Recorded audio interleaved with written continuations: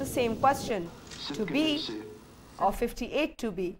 Because Article 58 to be is what happened to almost every National Assembly in the 90s.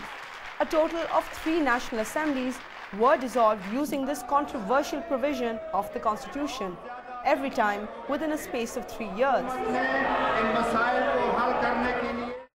So if you're an infant government struggling to prove yourself to the electorate, you probably wouldn't want Article 58 to be hanging over your head.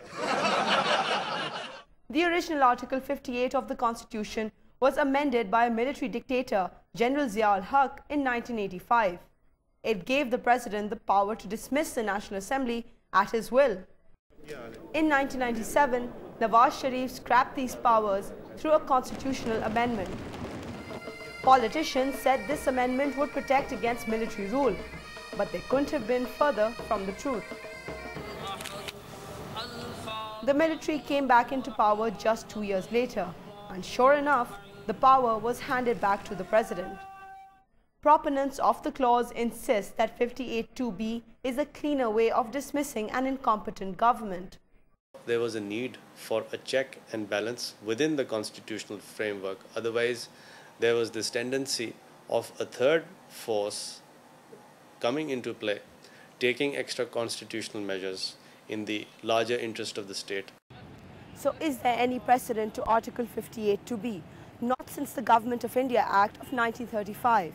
It seems that Pakistan is a unique parliamentary democracy that allows an indirectly elected executive to dissolve a directly elected legislature.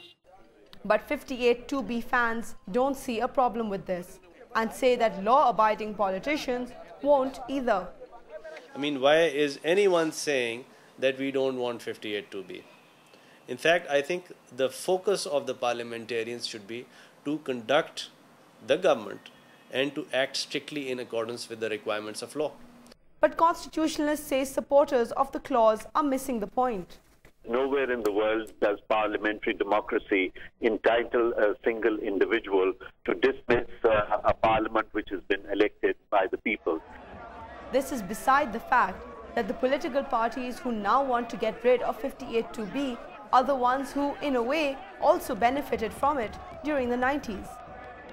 They now seem to agree that we're all better off without it.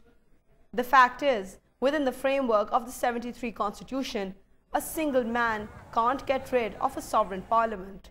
The theory is that if one government misbehaves, acts in blatant violation of law, then the solution will be ultimately for the people of Pakistan, not for an extraneous authority like the President of Pakistan.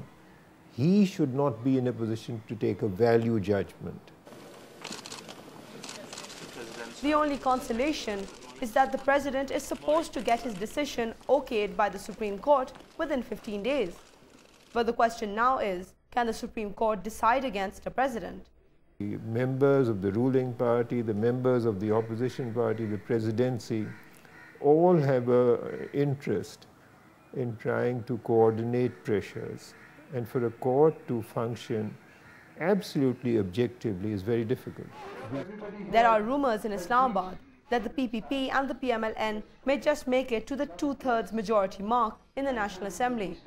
Whether they'll manage to get rid of 58(2)(b is another question, because a constitutional amendment needs a 2/3 majority in the Senate as well, where the PMLQ still has a simple majority.